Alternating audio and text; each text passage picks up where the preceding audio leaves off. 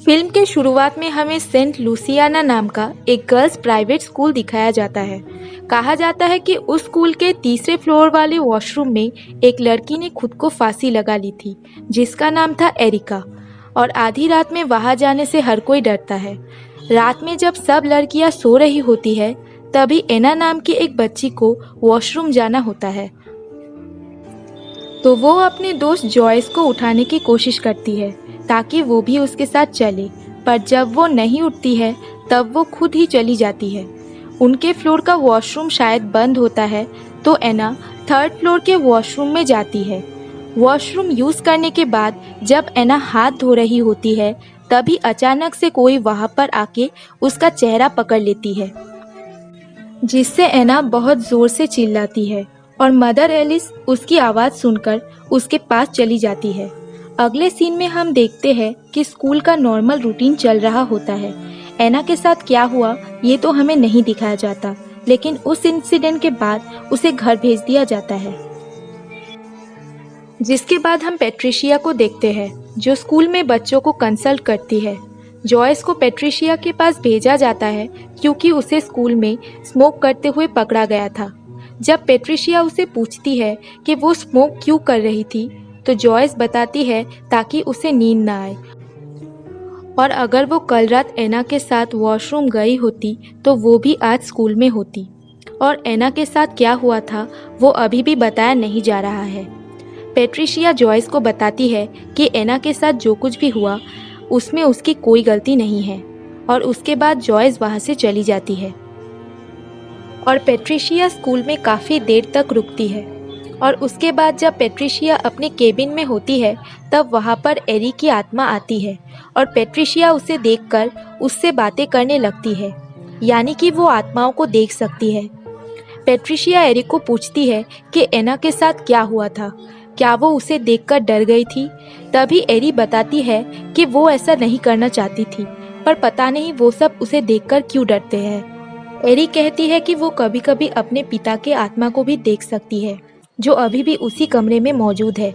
और इस बात को सुनकर पेट्रिशिया थोड़ी घबरा जाती है और एरी रूम से बाहर चली जाती है। पर पेट्रिशिया उसे फॉलो करते हुए उसी वॉशरूम में पहुंच जाती है जहां पे एरी ने सुसाइड किया था।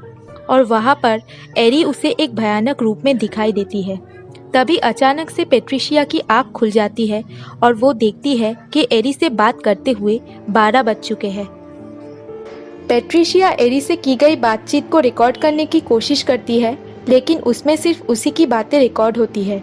जिसके बाद पेट्रिशिया घर चली जाती है और एरी के साथ की गई बातचीत को सुनती है, जिससे हमें पता चलता है कि ये पेट्रिशिया का एरी के साथ की गई छठा सेशन था।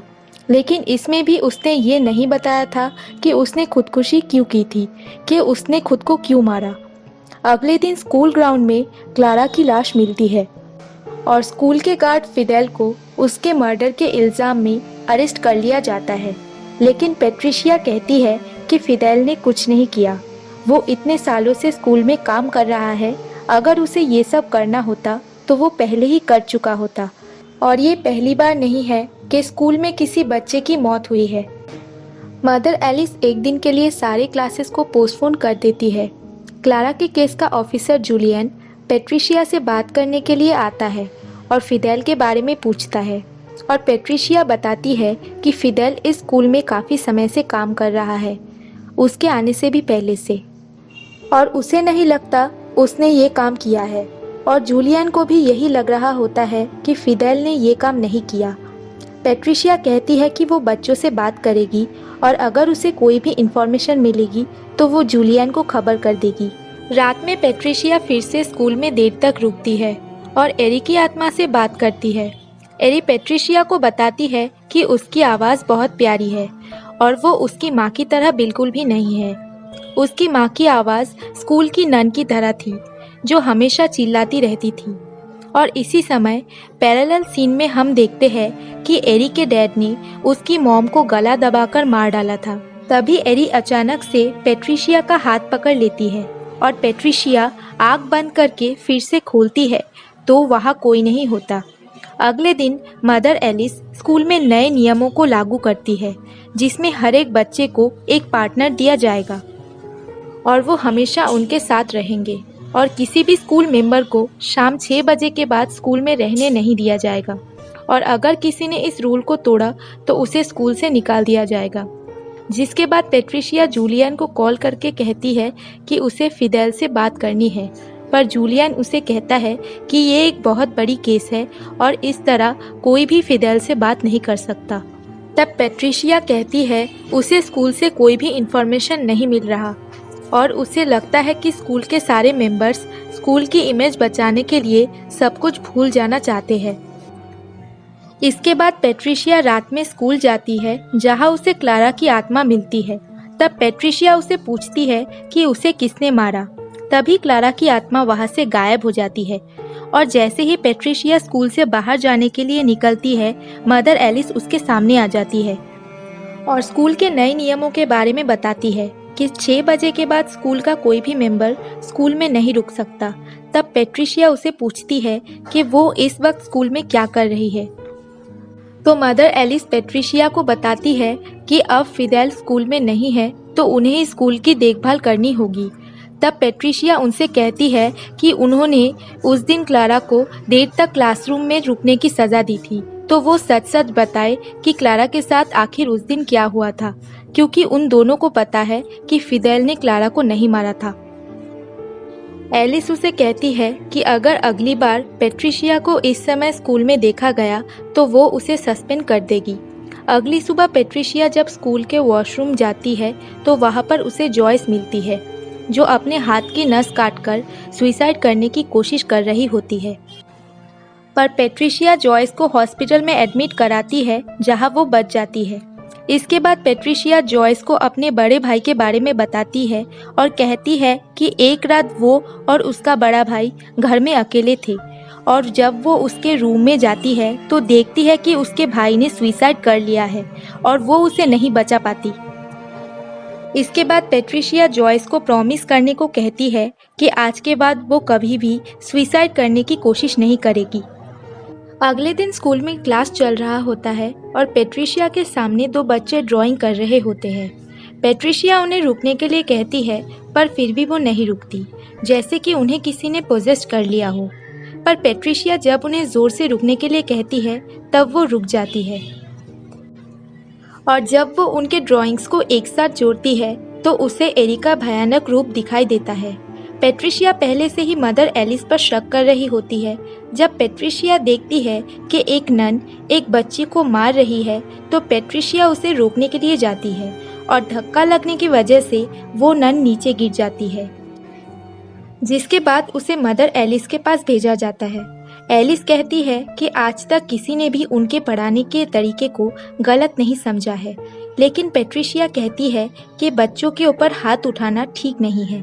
पेट्रिशिया एलिस को कहती है कि एक तरफ जहां स्कूल में एक एक करके बच्चों की जान जा रही है, उसी वक्त उन्हें स्कूल में डिसिप्लिन की याद आ रही है।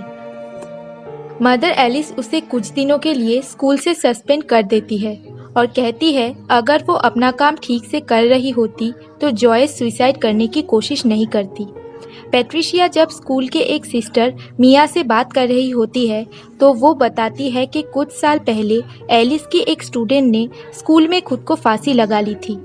पेट्रिशिया मिया को उसकी मदद करने को कहती है क्योंकि उसे लग रहा था ये केस क्लारा के केस से जुड़ा हुआ है। जिसके बाद पेट्रिशिया नन के लिबास में स्कूल में जाती है जहां उसे कोई पहचान नहीं पाता और वो एलिस के ऑफिस में जाकर एरिका के फाइल को देखती है जहाँ पे एक बॉक्स में उसे कुछ पुरानी रील मिलती है।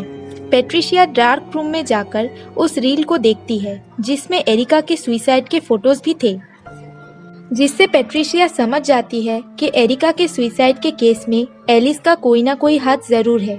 पेट्रिशिया रात भर नहीं सो पाती तो वो एलिस के घर जाती है और उनसे एरिका के बारे में पूछती है। एलिस बताती है कि वो उस समय गाइडेंस काउंसिलर थी और उस समय सिर्फ नन्स ही स्कूल में काम करती थी। एलिस बताती है कि एरिका बहुत ही अलग लड़की थी और उसे समझ नहीं आ रहा था कि वो उसकी मदद कैसे करे और इसीलिए उसने उसकी मदद नहीं की और वो एरिका से माफ़ी मांगने लगती है। तभी एलिस बताती है कि जिस रात क्लारा की मौत हुई उस रात वो भी वहाँ पे मौजूद थी। और कुछ आत्माएं नफरत से इतनी ज़्यादा भरी हुई होती है कि वो सिर्फ लोगों को नुकसान पहुंचाना जानती है। और इस समय पे उसे समझ नहीं आया कि वो क्या करे, और वो कुछ नहीं कर सकी। अब यहाँ पर एलिस किस स्पिरिट के बारे में बात कर रही है, ये हमें जल्दी पता लग जाएगा। तभी पेट्रिशिया उसे कहती है कि वो उसकी तरह नहीं है, वो पीछे नहीं हटेगी। इसके बाद पेट्रिशिया रात में जूलियन को अपने घर बुलाता है, एरिका के केस के कुछ डिटेल्स के साथ। जूलियन बताता है कि उसे एरिका के केस की तो कोई डिटेल्स नहीं मिली, लेकिन वो उसके पिता के बारे में कई सारे डिटेल्स लेके आया है। जैसे एरिका के मरने के 2 साल बाद उसने अपनी बीवी को मार डाला, जिसके बाद उसके पिता को मौत की सज़ा हो गई। इसके बाद जूलियन एरिका के पिता और फिदेल के कन्फेशन के रिकॉर्डिंग को एक साथ चलाता है, जो कि करीब करीब एक जैसी ही थी। इसके बाद पेट्रिशिया स्कूल जाती है और जूलियन को भी अपने साथ ले जाती है, लेकिन पेट्रिशिया उसे कार में ही रुकने को कहती है। पेट्रिशिया अंदर चली जाती है, जहां उसे एरिका की आत्मा दिखाई देती है। पेट्रिशिया उसका पीछा करती है और एरिका एक कबर्ड में जाके छुप जाती है और रोने लगती है। पेट्रिशिया भी उसके बगल वाले कबर्ड में चली जाती है ताकि उससे बात कर सके। एरिका उससे पूछती है कि वो बार बार उसके पीछे क्यों आती है। तब पेट्रिशिया कहती है कि वो पता लगाना चाहती है कि आखिर उसके साथ ऐसा क्या हुआ कि उसने सुसाइड कर ली। तभी एरिका उससे पूछती है क्या वो हमेशा उसके साथ रहेगी। तब पेट्रिशिया भी उससे कहती है कि वो हमेशा उसके साथ रहेगी। एरिका कहती है कि यानी वो भी नर्क में जाएगी, क्योंकि उसके जैसे लोग नर्क में जाते हैं जो सुसाइड करते हैं।